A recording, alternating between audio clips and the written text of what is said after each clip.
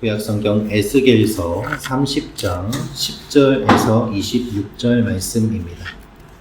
29장 말씀이 애굽의 교만과 갈대 지팡이 같은 허망함을 묘사했다면 에스겔 30장은 그 심판이 실제로 이루어지는 과정을 묘사하고 있습니다. 오늘 이 말씀을 통해서 우리가 알 수 있는 몇 가지가 있습니다. 첫째로 하나님은 악한 도구도 사용하십니다 라는 것입니다. 하나님은 악한 도구도 사용하십니다. 10절부터 12절 말씀을 다시 한번 읽어보도록 하겠습니다. 시작. 주 여호와께서 이같이 말씀하셨느니라. 내가 또 바벨론의 느부갓네살 왕의 손으로 애굽의 무리들을 끊으리니 그가 여러 나라 가운데 강포한 자기 군대를 거느리고 와서 그 땅을 멸망시킬 때에 칼을 빼어 애굽을 쳐서 죽임 당한 자로 땅에 가득하게 하리라. 내가 그 모든 강을 마르게 하고 그 땅을 악인의 손에 팔겠으며 타국 사람의 손으로 땅과 그 가운데 있는 모든 것을 황폐하게 하리라. 나 여호와의 말이니라. 아멘. 오늘 말씀을 보면 애굽의 군대가 대패하는 것은 단순한 전쟁의 결과가 아님을 알 수 있습니다.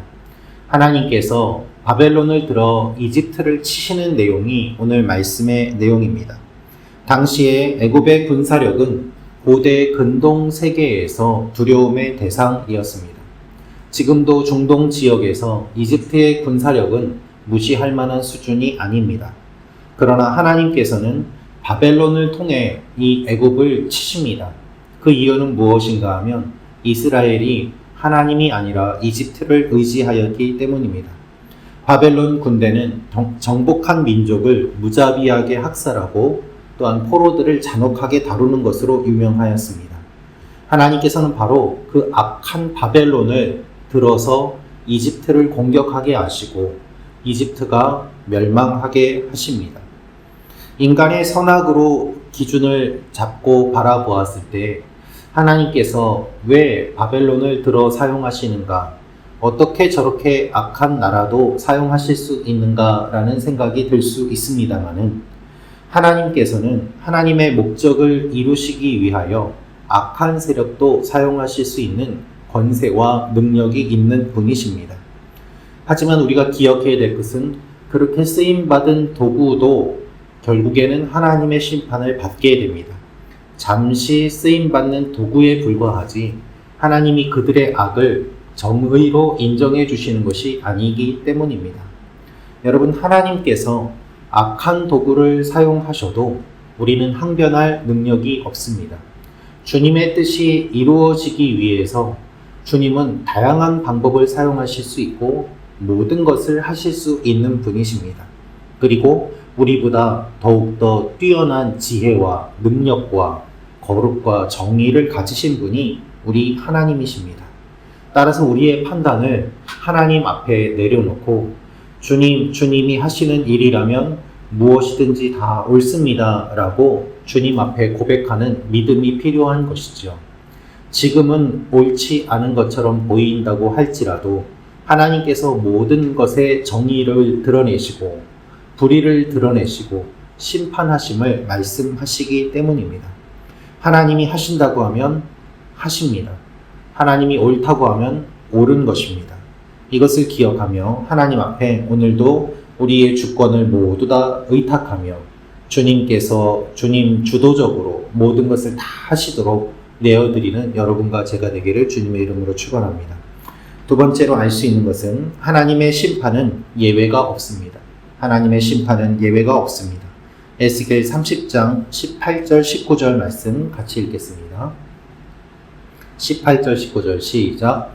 내가 애굽의 멍에를 꺾으며 그 교만한 권세를 그 가운데에서 그치게 할 때에 드함느에스에서는 날이 어둡겠고 그 성읍에는 구름이 덮일 것이며 그 딸들은 포로가 될 것이라. 이같이 내가 애굽을 심판하리니 내가 여호와인 줄을 그들이 알리라 하셨다 하라. 아멘.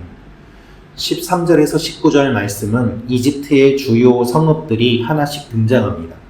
높, 바드로스, 소안, 아웬, 비베셋, 드함느에스까지 이집트의 북쪽 끝에서부터 남쪽 끝에 이르는 여러 도시들을 열거하시면서 이 도시들이 다 무너지게 될 것을 하나님이 말씀하십니다.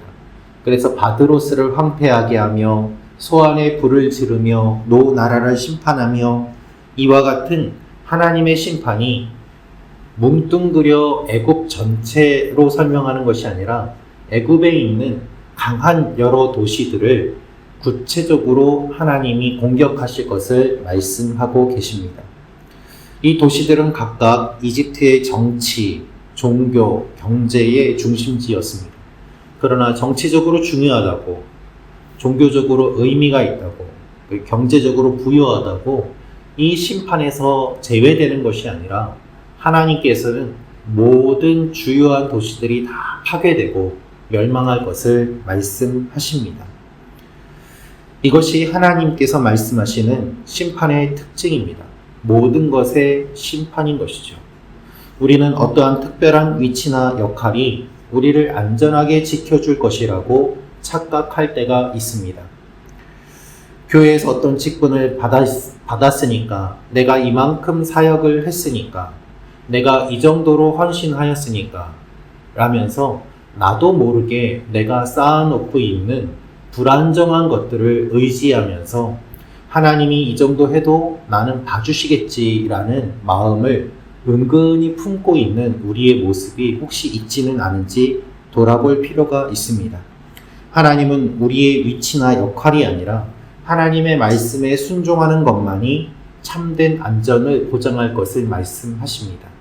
나의 신앙의 연수나 봉사의 기간, 그것도 중요하지만 주님께서 보시는 가장 중요한 기준은 주님의 말씀에 순종하며 따라왔느냐 그렇지 않느냐인 것이죠. 하나님의 심판은 예외가 없습니다. 언제나 모든 것이 주님의 기준에 따라 움직입니다. 이것을 기억하며 오늘도 주님의 말씀과 기준에 맞게 살아가도록 나아가는 여러분과 제가 되기를 원합니다. 마지막으로 알 수 있는 것은 하나님은 교만한 자를 완전히 꺾으십니다. 하나님은 교만한 자를 완전히 꺾으십니다. 라는 것입니다. 25절, 26절 말씀 같이 읽겠습니다. 25절, 26절입니다.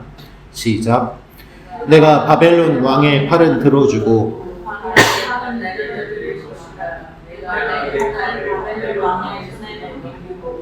그를